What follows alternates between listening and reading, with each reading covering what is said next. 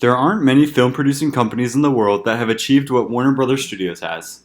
Since its inception in 1923, Warner Bros. Has created over 145,000 hours of movie and television content, comprised of 2,400 television shows and 12,500 feature films.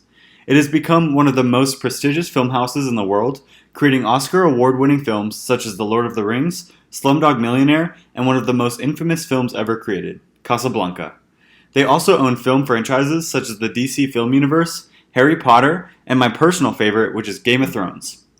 Throughout the years, Warner Bros. Studios has transported movie viewers into alternate universes, inspired many to become creative themselves, and became a powerhouse of film production.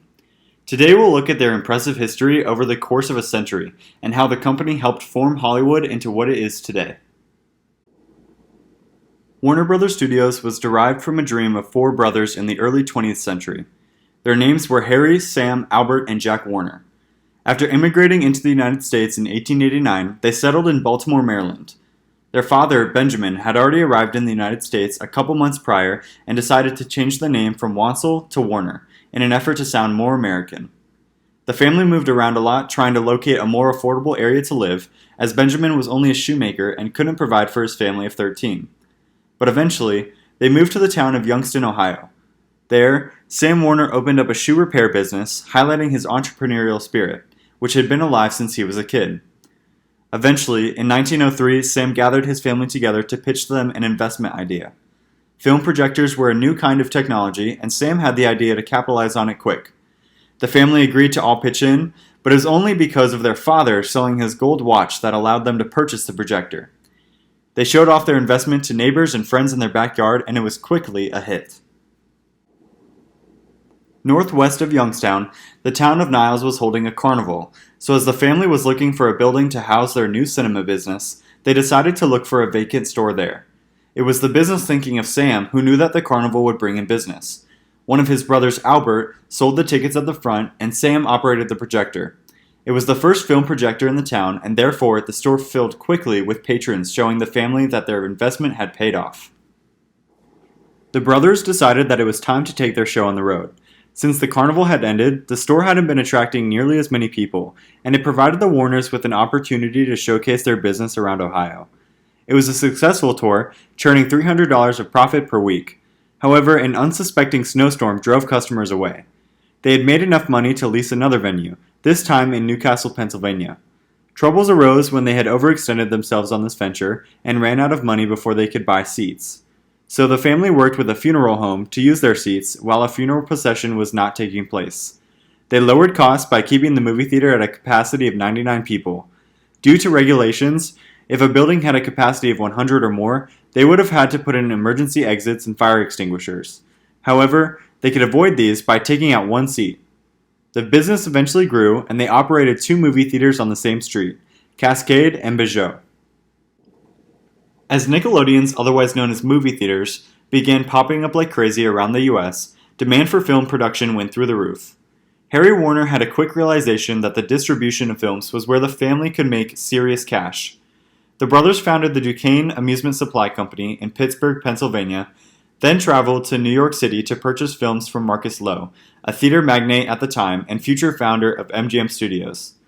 He sold the brothers a catalog of used films for $500. For the following 15 years, the family would go through a series of ups and downs, selling off the Cascade Theater for $40,000 in 1909, and soon after opening a second film distribution company in Virginia. It was Thomas Edison, however, that proved the toughest challenge to their business. Edison's Motion Picture Patents Company charged film distribution companies extortionate fees, almost taking out the Warner family's company entirely. That's why, in 1910, the family would sell their business to the General Film Company for $52,000. They introduced themselves into the production side of film and made several movies before moving out to Los Angeles in 1917. They had offices in Los Angeles and San Francisco, and a move that would squeeze the California film industry for all it had to offer. In 1918, the family purchased the film rights to My 4 Years in Germany, about Ambassador James W. Gerard, that criticized the war crimes committed by Germany during World War I. The movie was the studio's first success. They reinvested the profits to build their new studio near Hollywood. It wasn't all glamour from there though, as the studio had taken on large debts in 1919 and wasn't profitable until 2 years later. They relocated to a smaller studio in Culver City in an effort to pay off their debts. After producing the film Where the North Begins on April 4th, 1923, Warner Brothers Incorporated was officially founded. The studio already had tough competition in its first year, having to compete with Paramount, Universal, and First National, who were considered the Big Three. In 1924, the studio was almost bought out, but the brothers stuck to their dream and entrepreneurial spirit and went full speed ahead. They used newly invented sound technology to set themselves apart from their competition. With the use of synchronized sound, the studio produced the film Don Juan. The movie was a relative success, but the revenue brought in did not match the cost to make the film. Financial strain continued to bring the studio down as the Big Three studios were continuing to bankrupt the Warner Bros. Studio, as they now had access to the sound technology that set Warner Bros. Apart from them. Still, the studio pushed on with their production of The Jazz Singer, which ultimately broke box office records and established the studio as a major producer in Hollywood. While the success was amazing news to the company, they lost the very person who inspired the family to invest in film. Sam Warner had died the day before the premiere of The Jazz Singer due to a brain infection. The family stayed resilient after this, continuing Sam's legacy as the studio produced more film. With the 1930s rolling in, the studio began to produce gangster films, which grew a fandom that continued to bring in high revenues. The films Little Caesar, Scarface, and The Public Enemy all fed the desires of the fanbase, who craved the new genre of film. In addition to this, Looney Tunes, the animated cartoon series, debuted on April 17, 1930, which brought in a new audience of younger viewers. The cartoon series, while altered throughout the decades, still remains today as a children's show on the Cartoon Network. In the 1930s, we also saw the building of Kings Row, the iconic street of houses and businesses that create the setting of a small town near the back of the studio. This new area to the studio provided the setting for the popular movie The Music Man and many other films that followed. Moving into the 1940s, we finally see the productions of cult classics that cement the name Warner Brothers Studios as one of the most prestigious movie houses. In 1941, they released The Maltese Falcon, a movie about Sam Spade and Miles Archer, who are private detectives trying to locate the missing sister of Ruth Wonderly. Ruth's sister ran away from home, and the private detectives agree to help get her back. In 1942, Warner Bros. Released Casablanca, one of the most widely known movies in the world, set during World War II, which focuses on the character Bogart, an American expatriate who has to choose between his love for Bergman, an old fling of his, or to help her husband, Henried, a Czechoslovak resistance leader, escape from the city of Casablanca to continue fighting against the Germans.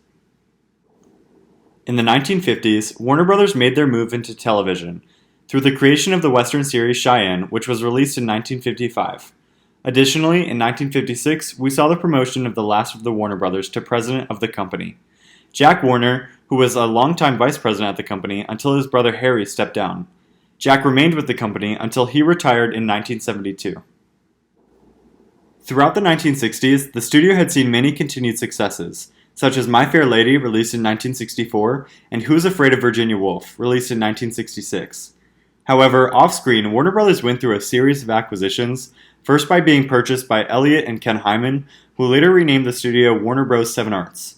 Then, 2 years later, the Hyman brothers sold it to the Kinney Corporation, which at the time was being managed by Stephen J. Ross, who would transform Warner Bros. Studios into the entertainment conglomerate Warner Communications by merging the studios with his own company. With his leadership, Warner Bros. Moved into new fields of entertainment. No longer did they only produce film and television, Warner Communications had diversified interests in music, comic books, and video games. Of these acquisitions, the purchase of DC Comics and its characters remains one of the most important and central to the growth of the new brand. While Warner Communications grew quickly as they expanded into new areas of entertainment, the studio was at the forefront of their business model, fueling their ever-growing list of acquisitions. It continued to produce films such as The Exorcist in 1973, Blade Runner in 1982, and The Color Purple in 1985. With its new ownership of famous comic book characters, Warner Bros. Studios also began to produce the first iterations of Superman and Batman, both on film and in cartoon. In 1972, Warner Bros. Introduced themselves for the first time into cable television, allowing them to gain access to millions of Americans' homes with the click of a button. They also acquired the company Lorimar Telepictures in 1989, which housed a deep film catalog of popular series including Eight is Enough, Dallas, and The Waltons. While this acquisition was key for Warner Brothers to grow their media empire, they would truly become a massive corporation in 1990 as they merged with Time Inc. This formed Time Warner Incorporated, the largest entertainment and media company in the world. The studio now had access to large amounts of cash to feed its increasing list of projects. In the coming years, Warner Bros. Would create The Big Bang Theory, Friends, and ER in the early 1990s and 2000s. These television shows would go on to be cult classics and form early 2000s pop culture. In addition to shows, Warner Bros. Produced films like Goodfellas, the Batman franchise featuring Michael Keaton as the Dark Knight, and Space Jam.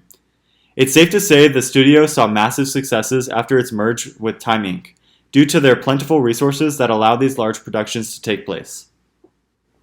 One of these large productions, Harry Potter and the Sorcerer's Stone, became a worldwide success at the box office, generating over $950 million from both domestic and international sales. This was only the beginning for Warner Bros.' new goldmine. They followed this movie with a complete 8-movie franchise, following the book series that was created by J.K. Rowling. In total, the Harry Potter franchise generated $9.6 billion, making it the fourth highest grossing film franchise in the world.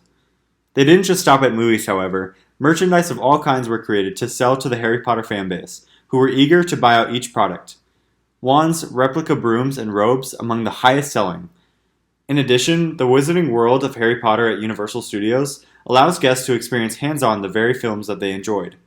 Overall, Harry Potter was one of the most important film franchises to Warner Bros. And remains to this day a popular and revenue-generating entity. Warner Bros., following its business strategy from the beginning of implementing the newest technology to attract new consumers, did exactly that when it introduced the new streaming service HBO Max in 2020. Following the hype from streaming services Hulu and Netflix, Warner Bros. Created their service to attract consumers to its immense and prestigious catalog of films. According to Forbes, Max is the fourth largest streaming service, catering its services to over 95 million consumers. With Max, Warner Bros. Has released exclusive content including The Last of Us, House of the Dragon, and Succession, some of their most popular shows, which are widely regarded as high-quality productions. Max has allowed Warner Bros. To connect with new audiences from home, an important step in increasing relevancy as a film studio in this new age of declining movie theater attendance and cable cutting. Moving forward, Warner Bros. Says that it will focus on more of its core film franchises. Game of Thrones, Mortal Kombat, Harry Potter, and DC being among the top 4 that are housed in their catalog. They plan to invest more into their streaming service Max, producing more shows based off of the aforementioned franchises.